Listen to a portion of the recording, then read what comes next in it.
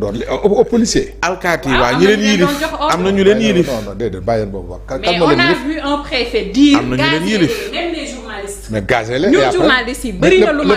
le préfet est dans son rôle. quand il dit même les journalistes. même attends. ñun ñu taxawoon foofu pour ñu gazé ñu. xam nga dama lay wax soo bëggee nag histoire nañu histoire. ah déedéet aw ma ci lu ma ci histoire moom du fi am. journaliste bu ñëw même dans l'exercice de ses fonctions de son métier j'ai eu la carte de presse moi aussi même dans l'exercice de leur métier les journalistes il y a des limites c'est-à-dire que les limites de l'exercice du métier ne doit pas porter atteinte au maintien de l'ordre. Quand l'exercice déglu ma rek dama lay wax man xam nga man fi nekkuma fa. fekkewuma ko. man maa fa nekkoon ñun gazé nañu ñun li ma la mën a wax. du benn du ñaar ma ne la le préfet qui dit gazer les et même les journalistes parce que quand tu gazes tu ne fais pas de distinction si les journalistes sont avec les manifestants ou pas moo tax ma ne la. man ordre man benn principe rek laa mën a jël global si.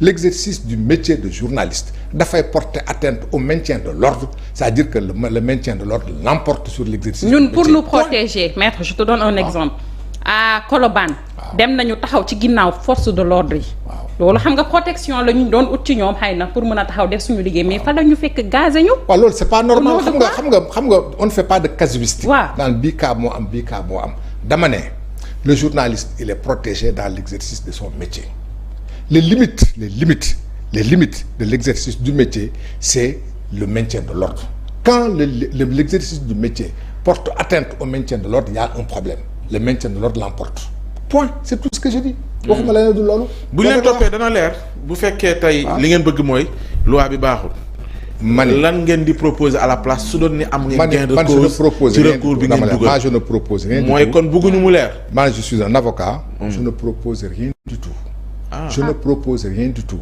man ñëw naa am naa ab dossier je suis aussi un homme politique su ma laajee en tant qu'homme politique et cetera loolu beneen affaire la il y a un texte de loi qui a été voté ce texte de loi là comporte de graves lacunes ce sont ces lacunes là la ñu jël jébbal ko conseil constitutionnel en lui demandant son avis point attendons le conseil constitutionnel l'avènement des nervis maître noo ko jàngatee lan si les nervis ba tey dama lay wax rek nervis aussi su dee xam nga histoire du Sénégal les nervis ak l'activité politique ça va de pair et malheureusement noonu la demee et il faut un moment ou un autre qu'on y mette un terme avant Ablaye Wade bu muy créer parti ñun ñu nekk ay xale il y avait au Parti socialiste les comités d'action qui ont passé leur temps à nous casser la gueule c'est le mot fu ñu génne ñu dóor ñu les comités d'action bu mu demee ba metti Ablaye Wade di jël ay militants dont des anciens policiers et d'anciens militaires mën naa tudd sax turu ñenn ñu yóbbu leen Libye ñu former leen au maintien à la protection mooy les calots bleus et si Ablaye Wade n'avait pas ces calots bleus du accès au pouvoir parce que da ngay dox di meeting dem fenn gars yi bloqué yoon wi nga ñëw ñu dóor la ba nga bëgg a dee donc on était obligés nous aussi puisque la police ne réagissait pas à l'époque d'avoir nos propres éléments de sécurité pour faire face donc nous le PDS avait ses calots bleus quand Macky Sall est venu Macky Sall a eu ses marrons du feu et quand ñoom Sonko nekk opposition la chose change il y a plus de comité d'action, il y a plus de calots bleus, il y a plus de marrons du feu. Ils ont appelé eux leurs éléments de sécurité. Et tous les autres, on les a appelés nervis. Et si on remarque, dañu waxal yàlla rek ma ñu tax a wax. ne yàlla rek Pastef amul nervi. Ils n'ont que des éléments de sécurité. Et tous les autres partis ont des nervis. Donc dañu teg soit on dit les nervis de tout le monde. Ou les éléments de sécurité de tout le monde il faut aussi qu'on s'entende dessus. loolu des éléments de sécurité. mooy nos gardes du corps fii ku fii politique am garde du corps. waaw ce qui est normal. ku fii politique am garde du corps kuy def meeting am élément de sécurité soo ko deful dañu tas si meeting. soo amul ñu lay koy garder parce que policiers yi il y a 2 ou 3 ils sont en nombre insuffisant. sooy def sa meeting wala ngay def sa caravane soo amul sa sécurité bopp gars yi dañ koy tas sànni la xeer. ñooñu sécurité bi ñooñu la ñuy woowee ay nervis am na ci ñoo xam dañ ko jàng. keroog ba ñu jàppee ñi doon ànd ak le maire de Saint-Louis ak Barthélémy Dias à Saint-Louis. dañ leen doon topp pour exercice illégal de la fonction de garde du corps. ñoom ñëpp ils ont apporté les papiers prouvant que dañ ko jàng prouvant qu'ils ont été autorisés donc on ne peut pas les appeler des nervis et pourtant le procès a été appelé le procès des nervis. Et pour ça ils ont été relaxés parce que ñoom ñëpp dañ ko jàng. dem am def ko ak professionnel am carte professionnelle pour la sécurité rapprochée.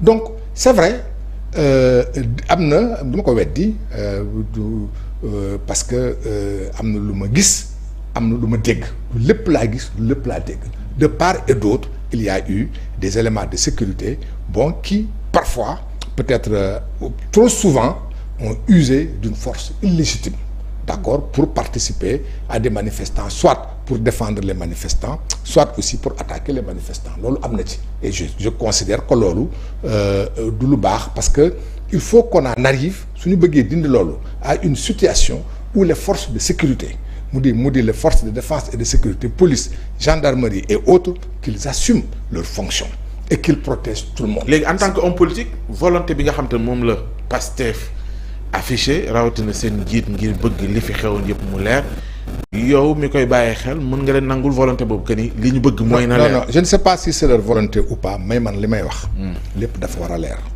mais damay wax du loolu c'est pas la première fois mu am loi d'amnistie damay wax am na lu gën a garaaw loolu am na lu gën a ñaata soldats ñoo dee Casamance c'est des centaines c'est pas 20 c'est pas 80 c'est des centaines dama ci am ay jarbaat yu fa dee dama ci am ay jarbaat qui ont perdu leur tête d'accord parce que y a même des crimes rituels qui ont été commis maa ngi koy def tribunal di ko fa wax sama jarbaat moo ñëw di ko nettali parce que dafa part def ba bopp bi dafa dem muy nettali bu mu ñëwee fekk section ñu rey ci plus de 40 personnes ñoom ñëpp dañu ubbi seen dëgg na génnee xol bi ak yi nekk ci biir muy wax tribunal mais président man dama yaakaar ne gars yi dañ ko coop quoi parce qu'il était parti ñooñu ñëpp ils ont été amnistiés ña ko def donc attention le Sénégal n'a pas été fait hier mais soo ko xoolee toutes les lois d'amnistie il n'y a pas une seule loi d'amnistie qui a voté au Sénégal où dans les dispositions finales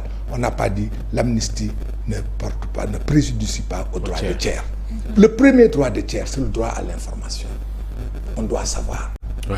D'accord on peut savoir en nous entendant sur des mécanismes bon moo tax man yooyu yëpp mais pour ñu am loi d'amnistie à l'époque sous Diouf Abdoulaye Wade daf ko négocier ak Diouf après ne Diouf su ma ñëwee man en temps d'heure mën naa régler le problème de la Casamance il l'a pas fait il a fait de son mieux ça n'a pas été réglé mais c'est à la suite de discussions de solides discussions que les gens arrivent à des lois d'amnistie donc une loi d'amnistie boo mënti jël ak nu mënti demee te amul discussion ça crée toujours des problèmes mais les lois d'amnistie pour que les peuples à des moments donnés calment le jeu dafay am Nelson Mandela li ñu ko def ak li xewoon Afrique du Sud bokkul ak li xew fii c'est des centaines Cheypouville si vous vous souvenez 1963 c'est pas 50 morts c'est pas 60 morts peut-être xëy na yow dégloo victime yi déglu ma déedéet est-ce que déglu da nga yaakaar ne aw ma ci victime xam nga non waxuma yaakaaruma mooy li ngay wax nii oui xam nga dama lay wax amoon na lu gën a metti dama lay wax mais soo leen déglu am na ñoo xam dañ tey xëy na sax ci yooyu toutes les victimes ñoom ñëpp dans tous les pays du monde c'est valable je ne sous-estime pas la détresse morale des victimes dama ko sous-estimer wul xeebuma seen naqar xeebuma seen tiis xeebuma ko te gëmuma sama bët ci seen tiis waaye dama ne àdduna dinay am ay jamono dafa am yeneen yu ñëw yoo xam ne bi peut-être qu'ils sont aussi importants les victimes amul déggoo li ma la wax àdduna mënul gudd fan ba les victimes du ñu respecter seen droit le premier droit des victimes encore une fois le premier droit des victimes c'est le droit à l'information au-delà même du droit à l'indemnisation le droit à l'indemnisation est un droit accessoire droit bi ëpp solo mooy le droit à l'information xam lu xew d'accord lu justice rek moo ko mën a def c'est pas seulement la justice xam nga soo ñëwee am na ay système kële bu ñu ñëwee Afrique du Sud amuloon justice dañuy def vérité et réconciliation dans d'autres pays ça a été fait d'accord, les Sénégalais sont assez intelligents pour trouver des mécanismes qui ne soient pas toujours des mécanismes judiciaires pour qu'on en arrive à ce que la vérité éclate. Oui, mais bu fekkee ne jaaruñ ci justice mooy ni tey comme ni ñu ko waxee politique yi moom am nañu impunité boo xamante ne lii xew mën naa xewaat. xam nga déedéet su dee ni yegguñu. il faut pas ci ay responsable ngir xam non il faut pas mettre l'impunité déedéet Pape Ousmane élément déclencheur bi Pape Ousmane dafa am lu ma ñi ko dul d'accord amplifier dafa am lu ma dul d'accord ñi ci Pape Ousmane du ma d'accord ñu ne ce sont les politiques quand il y a une rébellion en Casamance l'armée qui est en face ce ne sont pas les politiques dañuy wax rek c'est-à-dire que bu ñu ñëw rek lu xew rek ñu ne les politiques il y a des situations dans ce cas précis politique de 2021 2024 c'est purement politique et attends ki ñëw taxaw ne li may def dama koy def par force ak ki ne doo ko def kan ngay jox dëgg koy jox fenn. moom dafa am droit def ko nga tere ko loolu moo tax mu brader dem forcer def ko loolu mooy élément déclencheur. kaa ñu ñëw nit su jógee le même jour ne dañuy organiser un meeting dans toutes les communes du Sénégal des manifestations amul benn dëkk au monde bu ñu ko koy may amul dëkk ci àdduna soo ko amee rek wax ma ko mosuñu ko su boobaa ma jox la dëgg amul benn dëkk ci àdduna ñu taxaw ñu dans toutes les circonscriptions administratives du pays le même jour on organise des manifestations. lu ko wax loo parce que les forces de l'ordre ne sont pas suffisantes pour gérer ça et assurer la paix civile d'accord donc soo ko defee dañ koy tere suñu ko tere nga dama koy def par force léegi yow da nga koy jox dëgg wala. mais loolu fekk nañu egg ci pëcc xoo bi Paa Ousmane. man la pëcc bi sori woon na ba mu mel ni mujj xëccoo la mujjee. Salma ñu soog a wax loolu. Salma da nga may poser question. bien sûr wala dañuy def jugement mais je vous donne des exemples aussi. wala dañuy joxe un jugement fàttali rek. wala dañuy joxe jugement de dañuy fàttali rek wala on prend position. parce que on ne peut pas prendre position comme ça. man je ne prends pas position. bien sûr je dis simplement il y a un équilibre entre les manifestants et le maintien de l'ordre dafa am un équilibre boobu mënuñu ko bàyyi mu rompre à la fois ni en faveur des manifestants ni en faveur de l'ordre dafay am équilibre. Moi j'ai passé plus de temps dans l'opposition qu'au pouvoir arrivé na ma plusieurs fois personnellement waxuma kenn man laay wax ma ne su ngeen autorisé damay dox su ngeen autorisé damay dox d'accord parce que les interdictions intempestives c'est pas bon mais aussi les manifestations intempestives et permanentes ce n'est pas bon non plus. ñaata yoon ngeen ko organiser bi ngeen nekk ci l'opposition. man ñaata yoon la ñu ko tere. ànd ak Abdoulaye Wade mani daan na sax même ci ay déclarations wax yoo xamante ni dañuy nekk opposition da nga daan wax ni waaw ndax mën nañu wax rek. waaw man li ñu ma jàpp ci opposition man jàpp nañ ma dama ma simplement may def. concert de casserole. concert de casserole ma fanaan ñu atte ma jàpp ma ñu fekk nañ ma sama kër jël ma fa yanu ma yóbbu ma tribunal atte ma dégg nga dama lay wax encore une fois il faut qu'on s'entende. le Sénégal n'est pas né en 2000 ni en 2020 le Sénégal n'est même pas né en 1960. Ouais. Le Sénégal était là depuis toujours am na lu fi mas a am loo xam ne daf fi yàgg mënuñu taxaw bàyyi suñu histoire dama ne encore une fois il y a un équilibre qu'il faut respecter entre les manifestants et l'ordre. Les manifestants ne peuvent pas l'emporter sur l'ordre public. L'ordre public ne peut pas être à chaque fois un prétexte pour empêcher les gens de manifester. Il faut trouver si l'équilibre est rompu, dafay créer ay situations. Et ça, nous sommes tous responsables. Loolu laa ma soon wax démb loolu laa wax bërki démb loolu laay wax tey loolu laay wax ëllëg.